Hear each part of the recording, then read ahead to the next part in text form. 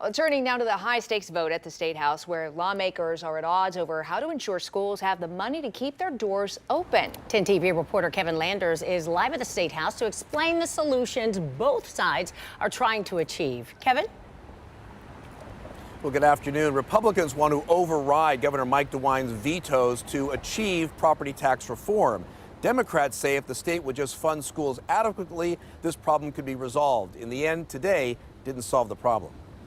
Ohio is facing a property tax crisis. A crisis. The Republican majority in this state has repeatedly made a choice to invest less from the state level into our local communities. That Republicans. We want to make sure that taxpayers have the opportunity to see what is happening, to have input. And when they vote, they know exactly what they're voting on. And Democrats. That our taxpayers desperately need relief. Can't agree on how to get done. Item 66 provides the transparency our taxpayers are asking.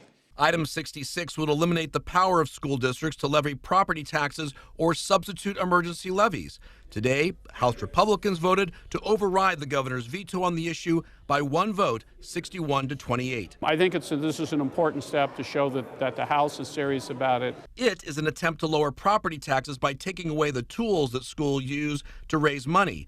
Democrats argue, and the governor has agreed, that if schools lose funding, it will hurt students and teachers. The state has consistently, over decades, underfunded our schools. In 1997, the Ohio Supreme Court, in a landmark case called Durrell First State, declared the state's school funding system unconstitutional due to its over-reliance on local property taxes. By 2021, the state's fair funding plan overhauled how states are funded. But critics argue the plan still failed to fund schools adequately. Republicans believe schools need to give their reserve funds back to taxpayers. That if an entity has over 100% of their operating budget in reserve, they can't pass, even place on the ballot, a new general expense levy.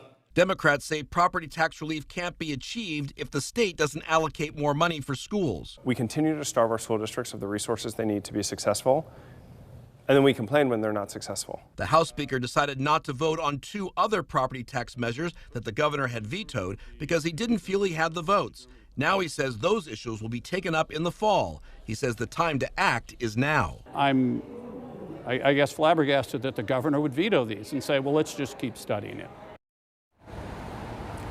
And late this afternoon, the governor announced his property tax reform working group. The job of this group is to provide meaningful tax reform for both homeowners and businesses. Reporting live at the State House, Kevin Landers, 10 TV News.